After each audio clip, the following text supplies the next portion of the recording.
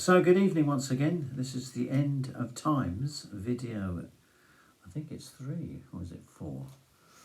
I can't count, can I? So, before having my cup of tea in my really nice mug, not a proper cup of tea that I could have in Britain really, but I thought I'd have cocoa instead. So I'll just have a sip of my cocoa at the end and I can tell you all about the cup, can't I? Oh, well, it's not a cup, it's a mug. As my mother would say, like you, she was inferring that I'm a mug. I think I might possibly be. Have you ever heard the phrase, not mum and dad, but dumb and mad? Who's dumb and who's mad? So, we had the rapture last time, so... no, we didn't. Rapture's next. This is video number 2. So when will it come? We know it needs to come, but when is it going to come? Well, let's have a look, shall we? The disciples, the apostles, they asked Jesus, didn't they? He'd been tearful, actually. A grown man crying. Terrible, isn't it? Matthew chapter 24. Come along. This is what happens when you haven't got the Bible open and ready.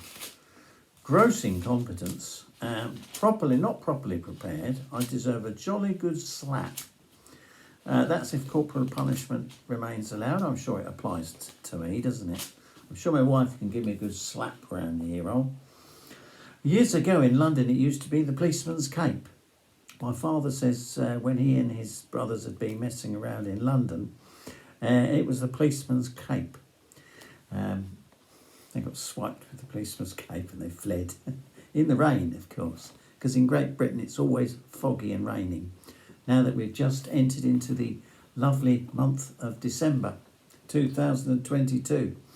So, Matthew 24. Jesus departed from the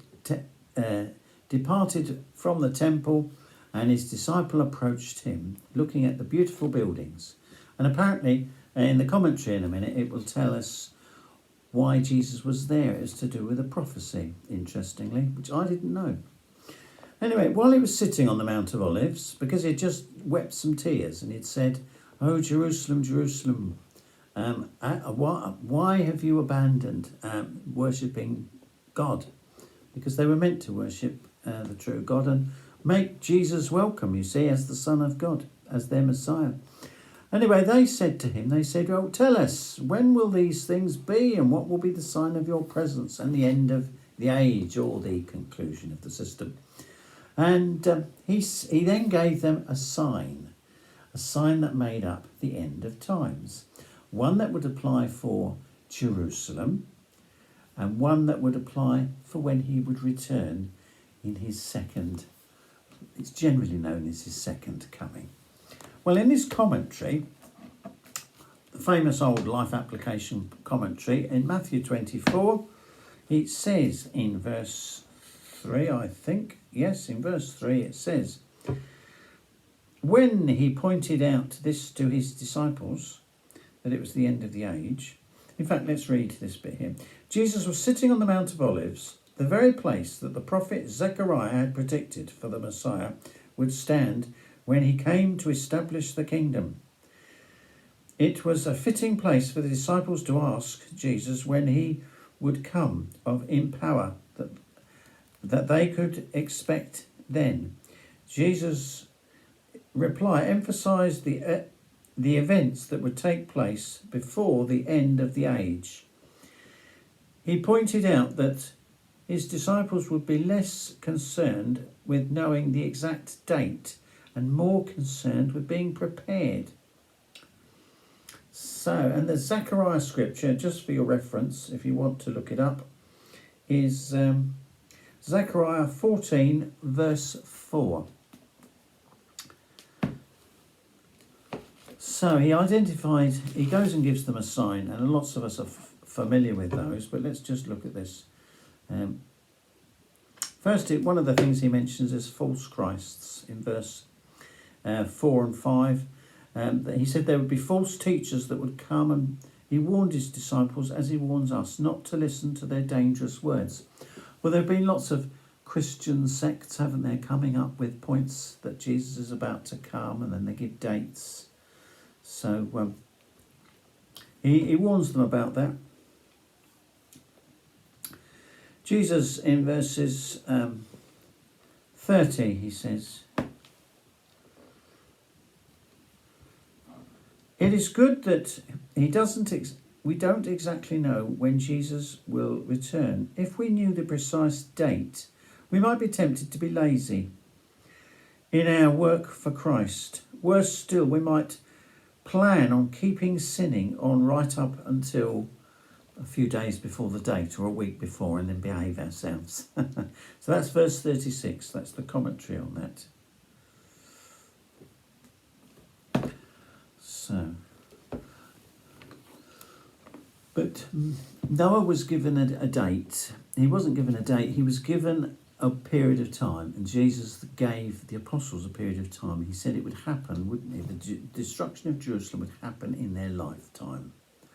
And he gave them some final signs. And of course, the question is when? When did he return? Well, Christians generally believe that there is an invisible presence, and then Jesus comes to bring the day of judgment, which starts with some claim that there's a rapture, and then there's a great tribulation or persecution, and then after that, and they believe that that is a 7-year period or a 3.5-year period, and then he brings the day of judgment. There's the war of Armageddon. Some believe the planet gets destroyed. Others, like Jehovah's Witnesses, believe that the planet is preserved. Now, one of the criticisms against Jehovah's Witnesses is that they don't think that there's an invisible presence for 7 years or 3.5. They think it started in 1914. Now, I've made a video on 1914. It's under Watchtower, Why Hated, and then I think it's D or something, and it's got 1914 on the cover. That's worth looking at if you want to investigate that. But just to clear that point up, Jehovah's Witnesses are not claiming that Jesus has already come and brought Armageddon and that's it. They believe he's coming in twice, just like most Christians. There's an invisible presence, and then he actually comes to bring Armageddon. So they're waiting for the actual presence of him coming. And they have a thing in their lockers that in persuaded to have is a thing called a go bag, which is basically a bag which is an emergency bag for if persecution comes. Some people have an emergency bag, don't they? So if there's some kind of flood or tornado or some disaster, if they have to flee immediately, they've got a bag of emergency tools. And so Jehovah's Witnesses are encouraged to have those because of a worldwide persecution. And Jesus does say in Matthew 24 that there would be a specifically intense persecution against Christians. He says here in chapter 24, verse 9, he says, "People will hand you over to tribulation and will kill you. And you'll be hated by the nations on account of my name." And it mentions many that would stumble and betray one another. So there'd be some who were Christians who would leave, who would make trouble for Christians. And this is not just within one religion. This is generally amongst Christians around the world. And we see a lot of disharmony and unity, don't we, and division. And it's getting worse by the day, isn't it? So there you have when we know it's imminent.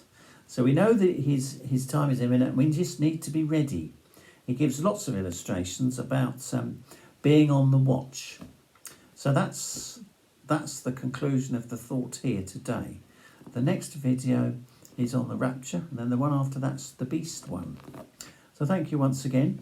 Just going to just have a bit of my hot chocolate. It's actually got no chocolate in it. It's a cold cup, but I just wanted to show off this lovely Kit Kat mug. Kit Kat, you probably get that in America, I'm not sure. Pretend. Kit Kat, of course, is a lovely chocolate bar you have as a snack when you're down tools and you're having a break. That's when you have your Kit Kat and your Coca-Cola. The Kit Kat comes originally from Yorkshire, the city of York in Great Britain. It was established by Therese and Rowntree Mackintosh, and it was bought out by the Swiss Nestle company well, some 30 or 40 years ago. So they produce all the different Kit Kat chocolates, very nice chocolates, in competition with the Cadbury company, another former British company now owned by the US, which doesn't make us in England too happy, because that was an English chocolate company for a very long time.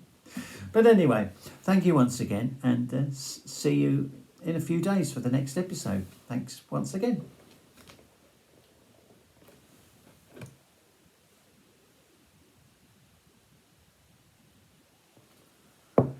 Then